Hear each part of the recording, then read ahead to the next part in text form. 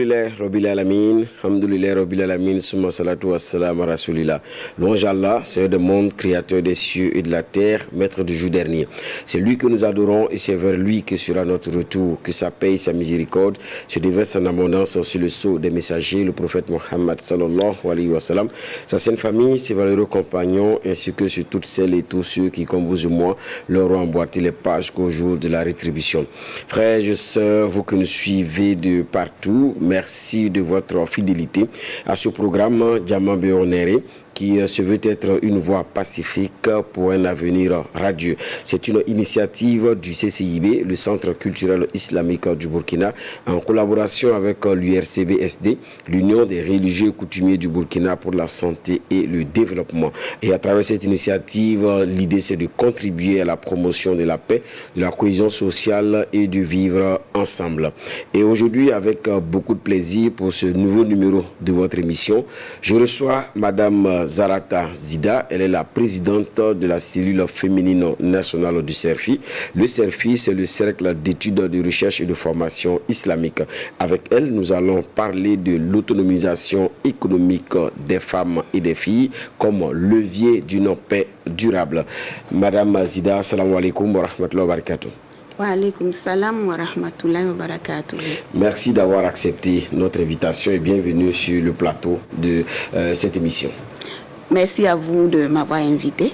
D'accord. Voilà, le plaisir est pour moi. D'accord. Alors, je disais tout à l'heure que vous êtes la présidente de la cellule féminine nationale du CERFI. Dites-nous un peu comment se porte la cellule féminine nationale du CERFI. Est-ce que la mobilisation des femmes pour la cause islamique est un acquis? Alhamdulillah, alhamdulillah. Effectivement, je suis la présidente de la cellule féminine nationale.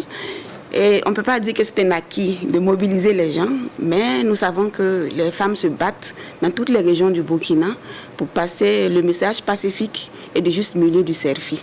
Donc nous disons qu'elles sont mobilisées et elles continuent de mobiliser les autres. Est-ce que de façon générale, vous êtes satisfaite du travail qui est fait sur le terrain? Avez-vous des retours d'impact? Oui, nous sommes satisfaites. C'est vrai qu'il y a toujours des insuffisances, l'être humain n'est pas parfait, mais nous sentons certaines mobilisations des sœurs et il y a beaucoup d'activités qui se mènent dans les régions. Actuellement, ce sont les séminaires régionaux des sœurs qui se mènent. Nous revenons d'une mission à Bobo où nous avons vu la résilience des sœurs et leur dévouement au travail a fait passer le message de l'islam. Donc là, nous saluons au passage toutes les femmes du Burkina Faso engagées pour le rayonnement de notre pays, également engagées pour la promotion de la paix, la cohésion sociale et le vivre ensemble. Alors, nous sommes à l'émission Les Voix pacifiques pour un avenir radieux. Avec vous, on va parler de autonomisation économique des femmes et des filles comme levier de paix durable. Déjà, quand on parle d'autonomisation économique des femmes et des filles, à quoi on fait allusion? Alhamdulillah, en fait, ici, nous parlons du côté économique des femmes, donc de leur indépendance financière. Voilà, donc ici, on a référence au fait que les femmes puissent se prendre en charge et aussi subvenir aux besoins de la famille, de la cellule familiale, mais aussi de la communauté dans laquelle elles sont. Voilà, donc parler d'autonomisation, c'est aussi sur le plan social. Quand on est indépendante financièrement, on peut s'investir à régler certains problèmes de la société. Voilà, dans ce sens. L'indépendance financière de la femme, est-ce que c'est important pour la femme elle-même?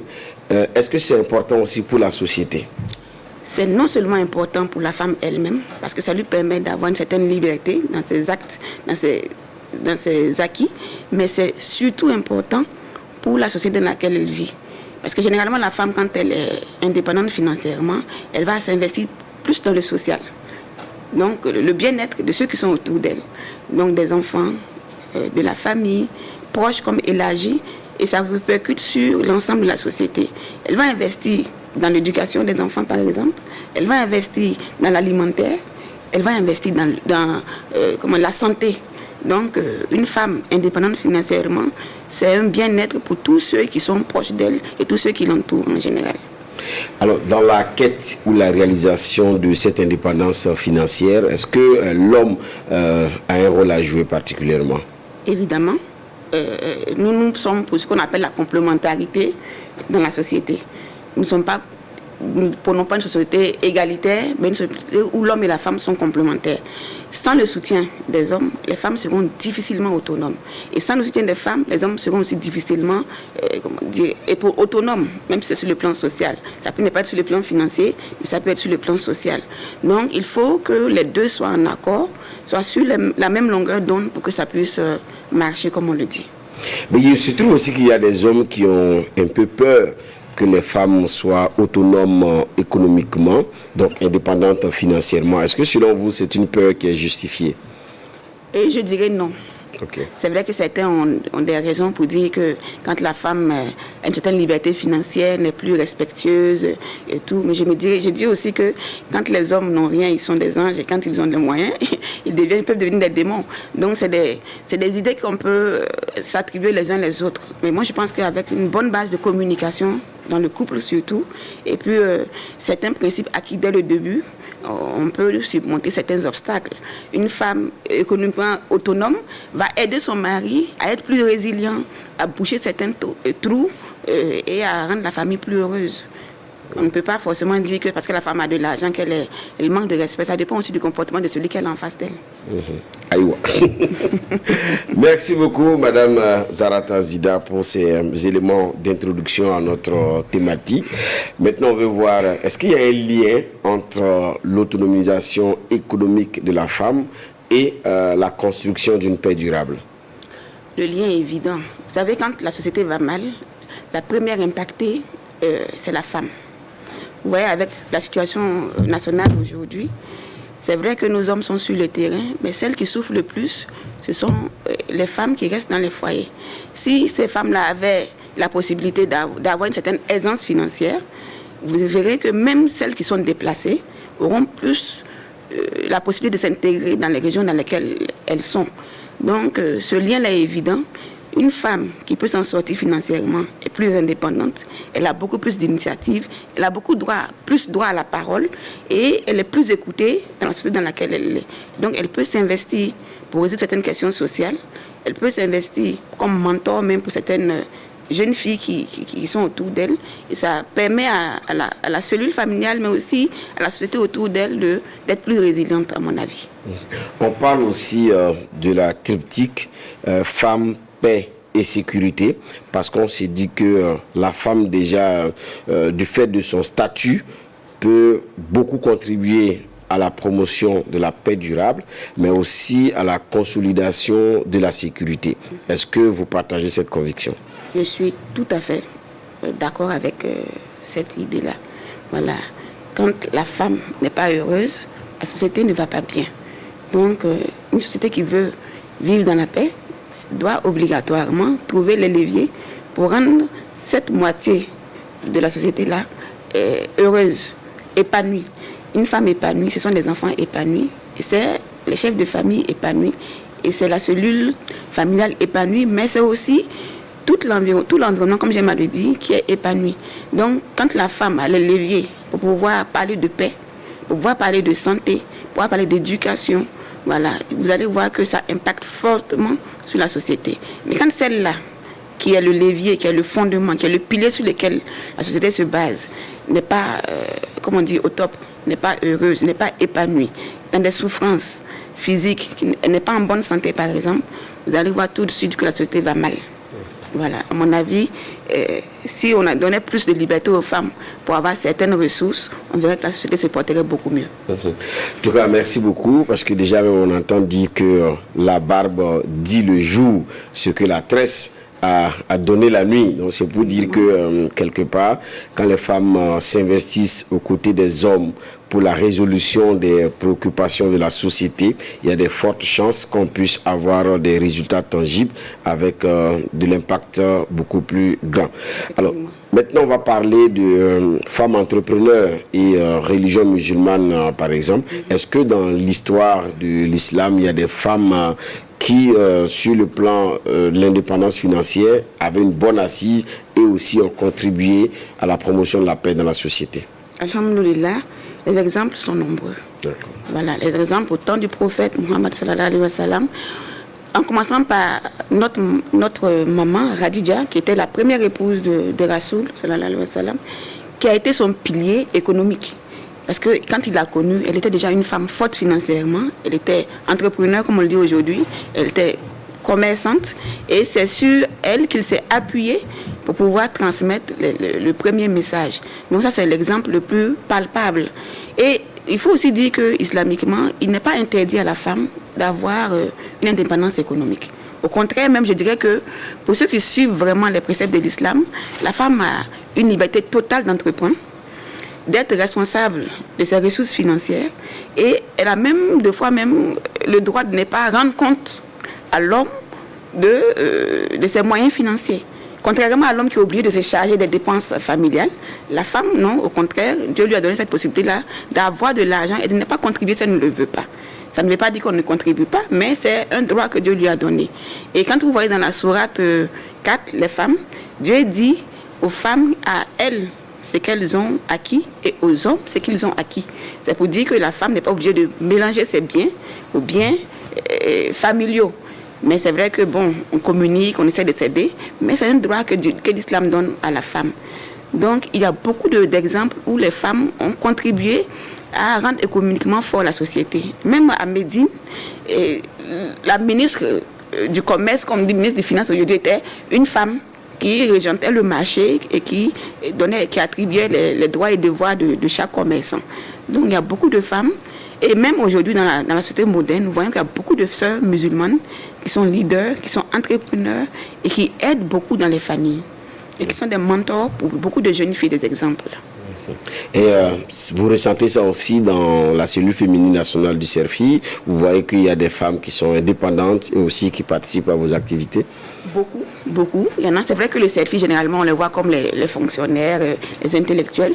Mais beaucoup combinent les deux. Elles sont non seulement fonctionnaires, mais elles aident leurs jeunes sœurs à être des entrepreneurs. Si le poste ne cadre pas avec le fait de combiner les deux activités, elles aident les jeunes sœurs à être des mentors, à les inciter à être des entrepreneurs. La preuve, c'est qu'il y a beaucoup de jeunes sœurs qui préfèrent l'entrepreneuriat aujourd'hui parce que ça donne un peu plus de liberté pour gérer la famille, pour gérer les enfants, à une fonction de forcément de 8 heures par jour, on est obligé d'être au bureau et des fois on laisse un peu tomber l'éducation des enfants à la maison.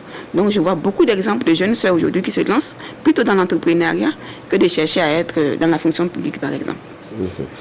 Alors, maintenant, parlez-nous un peu des textes islamiques sur le travail des femmes. Est-ce qu'il y a des textes en islam qui encouragent, qui soutiennent le travail des femmes?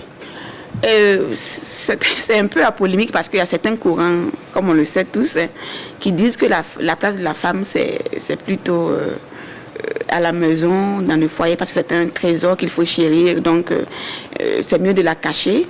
C'est un courant de pensée. Mais la majorité des musulmans pensent que non. Si le domaine dans lequel la femme va s'investir préserve sa foi, sa dignité et sa chasteté, il n'y a aucune raison à ce qu'elle n'entreprenne pas. Parce qu'une seule main, c'est bien, mais 2 mains ensemble, je pense que c'est mieux. Aujourd'hui, vu les conditions, par exemple, de notre pays où on sait que c'est difficile, nous traversons une crise, une femme qui rapporte de l'argent permet à la société de mieux se sentir, de mieux vivre. Mais si on dit à la femme de rester juste à la maison alors que le monsieur ne s'en sort pas, alors qu'elle peut avoir des cadres où elle a son habillement islamique, où sa chasteté n'est pas mise à rude épreuve, et qu'elle peut entreprendre sans que ça ne joue sur ses relations familiales, voilà, je ne vois pas où se trouve le problème. C'est une question de courant, mais la majorité pense que la femme peut travailler. C'est vrai qu'il n'y a pas de test implicite où on dit à la femme « sors travailler », mais vu l'histoire de la religion musulmane, vu les traditions prophétiques, je ne vois pas ce qui peut empêcher une femme musulmane d'entreprendre et d'être indépendante économiquement. Merci pour ces éléments de précision. Est-ce que aussi dans vos activités, les femmes vous parlent des obstacles qu'elles rencontrent, les difficultés auxquelles aussi elles sont confrontées dans leur quête de leur autonomie financière, économique? Oui, merci pour cela. Il y a beaucoup de pesanteurs socio-économiques qui empêchent les femmes, surtout dans notre milieu, des femmes voilées, comme on dit, le milieu musulman, comme je le disais tout à l'heure. Voilà, certains courants disent que la femme est bien à la maison. Donc, ça fait déjà un poids. Donc, s'émanciper de ce milieu-là pour pouvoir entreprendre, c'est compliqué. Et généralement, j'ai dit aux sœurs qui sont dans ces situations-là de maximiser sur les études. Parce que plus on étudie, plus on a des diplômes, plus on a un regard plus ouvert, plus on a le savoir, la connaissance et la science, plus on a des arguments qu'on peut avancer face à ces gens-là qui veulent nous empêcher de nous épanouir. Donc, généralement, je dis aux sœurs, étudiez le plus longtemps possible et apprenez votre religion. Apprenez votre religion. Quand on connaît sa religion, quand quelqu'un vient nous donner des dogmes qui ne sont pas vrais, on a des arguments pour lui dire voilà ce qui s'est passé. Mais plus on est analphabète, plus on est timoré chez nous à la maison, voilà, les gens viendront nous imposer leur point de vue, qui n'est pas forcément le point de vue de la religion. En dehors de ça, il y a les pesanteurs aussi culturels dus à notre société dans laquelle nous sommes nés. Voilà. C'est vrai que chez les Moussis, par exemple, la femme naturellement travaille, parce que dans les communautés, en dehors de la saison des pluies, le père de famille s'implique vraiment. Le reste du temps, c'est la femme là qui est pratiquement le chef de famille qui va garantir la nourriture et tout. Mais il y a des fois aussi, on trouve que quand elle est trop indépendante, comme vous l'avez dit au début, voilà, on a peur qu'elle s'émancipe et qu'elle nous marche sur les plates-bandes de certaines personnes. Mais je dis aux femmes, connaissez vos droits et connaissez votre valeur. Si vous connaissez vos droits et votre valeur, très peu sont ceux-là qui vont oser vous mettre des freins. Maintenant, est-ce que aussi dans les difficultés qu'elles rencontrent, est-ce qu'il y a l'accès au financement? Est-ce que aussi elles reçoivent des encouragements de leur famille, de leur environnement, de leur époux, par exemple? Oui, il y a l'accès, des fois. Mais je peux dire qu'au niveau du Burkina, nous avons la chance, par exemple, d'avoir des fonds comme le FARF qui soutiennent les femmes. Voilà, donc ça fait que si elles ont connaissance de l'existence de ces fonds-là, elles peuvent facilement avoir accès à des fonds si elles ont bien sûr des idées d'entrepreneuriat.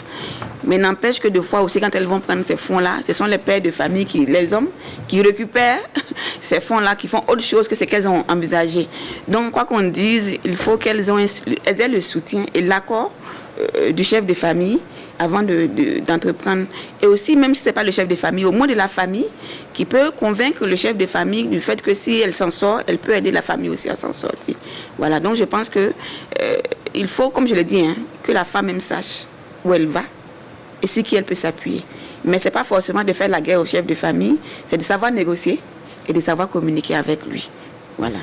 Parce que de toute façon, ce qui est recherché, c'est l'harmonie aussi dans la famille. Aller en tandem, parce que seul, on va vite, mais quand on est accompagné, on va plus loin. Exactement. Parlez-nous à présent des défis qui se présentent aux femmes et aux filles en matière donc de quête de l'indépendance économique. Je dirais que les défis sont nombreux. Voilà. Mais le premier défi même, c'est de permettre à la fille d'être scolarisée.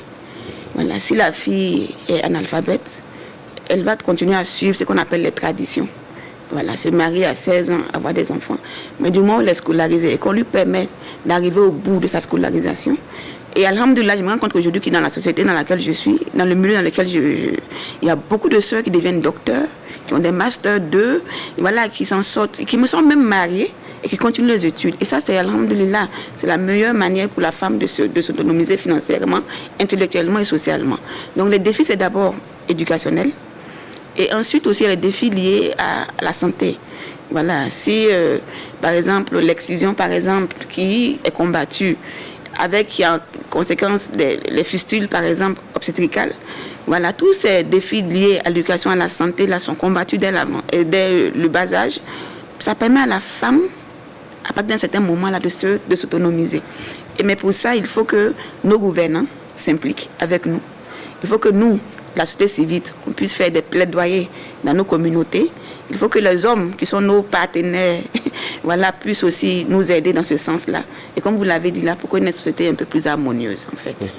Alors, qu'est-ce que vous attendez aujourd'hui de la société de façon générale pour qu'elle crée les conditions de garantie pour l'autonomisation économique de la femme? Et je dirais que c'est de travailler à ce que les femmes soient traitées au même niveau que les hommes. Par exemple, sur le plan salarial. Voilà. Nous savons que des fois, sur le plan salarial, à même niveau de compétences, les femmes sont moins bien traitées que les hommes. Voilà. Il faut aussi que les hommes puissent faire un peu de place sur le plan entrepreneurial aux femmes, parce qu'il est très difficile à certaines femmes de pouvoir percer dans certains milieux, parce que les hommes pensent que c'est leur milieu réservé, et qu'une femme qui vient, c'est de la concurrence déloyale. Donc, il faut vraiment que d'abord nos leaders politiques s'impliquent. par exemple, pour alléger certaines charges fiscales aux femmes. Nos leaders religieux s'impliquent pour faire des plaidoyers, pour faire des sermons, voilà, à la communauté en général, pour qu'on sache qu'une femme qui s'en sort financièrement n'est pas forcément un ennemi, voilà, pour la société ou pour la communauté. Voilà. Donc je pense que tous ces défis-là, nous devons travailler à les relever ensemble avec des femmes. Mais il faut aussi que la femme puisse savoir qu'il n'y a pas forcément de domaine réservé à l'homme. Voilà, c'est vrai que nous travaillons à ce que nous soyons dans des conditions où notre pudeur est réservée, où notre habillement est décent, mais une femme peut être pilote, pourquoi pas. Une femme peut être commandant de gendarmerie, pourquoi pas. Elle peut être commissaire, voilà. Donc je pense que c'est vrai que les autres doivent faire, mais nous aussi, nous devons travailler à réveiller les consciences, à éveiller les consciences et à nous faire, comment dire, ils ne vont pas nous le donner facilement, notre indépendance financière. Il faut que nous aussi nous luttions pour avoir cet acquis-là. Et dans cette lutte-là, vous avez besoin des hommes. Évidemment, vous n'êtes pas nos ennemis. C'est comme on travaille main dans la main. Voilà. Mais nous connaissons nos droits, mais nous connaissons aussi nos devoirs. Et si vous voulez juste que nous connaissons nos devoirs, on va vous dire que nous avons aussi des droits. Voilà, pour qu'on puisse être en harmonie. Inch'Allah. D'accord. Et cette harmonie, comme on l'a dit, participe à la consolidation de la paix durable. Alors, c'est quoi aujourd'hui l'importance d'investir dans la paix, selon vous? Vous savez, au Burkina, c'est une question qui se pose même pas. Nous avons vécu une certaine paix pendant des années où nous étions libres de circuler, parfois même sans pièce d'identité. Aujourd'hui, nous sommes dans une société qui traverse une crise très grave, où nos enfants meurent sur le terrain, où nos familles sont disloquées et dispersées, où nous quittons nos villages, nos provinces, nos régions pour nous installer ailleurs. Nous sommes tourmentés, où nos mamans ne peuvent même pas aller se soigner, où nos enfants ne peuvent pas aller dans des écoles. Donc, pour le Burkinabé aujourd'hui, nous savons la différence fondamentale qu'il y a entre paix et crise. Et c'est de travailler vraiment à ce que la paix revienne. Voilà. Et c'est de la maman, la femme, qui est le pilier éducationnel de la famille, c'est de pouvoir l'aider à communiquer avec nos enfants qui sont sur le terrain et qui nous font du mal. Ce sont nos enfants qui sont sur le terrain et qui nous font du mal. La maman doit être la première à pouvoir communiquer avec eux pour leur faire comprendre que faire du mal à la société, c'est se faire eux-mêmes du mal. Parce que là où ils vivent, dans les conditions dans lesquelles ils sont, est-ce que c'est l'idéal pour eux? Je ne pense pas. Voilà. Même si c'est vrai que de fois on dit qu'ils sont, comment dire, il y a un lavage de cerveau qu'ils font, il faut aussi que nous aussi on puisse faire le contraire de ce lavage de cerveau-là, en pouvant leur expliquer le mal qu'ils nous font, à nous les mamans, à leurs jeunes frères et jeunes sœurs, et le mal qu'ils se font eux-mêmes à travers cela.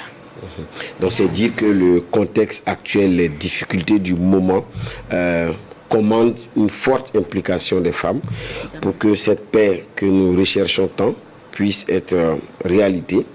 Et là aussi, c'est vrai, vous avez fait le message à l'endroit donc des femmes, mais aussi au niveau institutionnel, il faut encore on écoute la voix des femmes, n'est-ce pas? Évidemment, il faut même travailler à ce que les femmes puissent avoir des postes de responsabilité de plus en plus élevés et où le quota des femmes doit être un peu plus fort que ce que nous avons actuellement.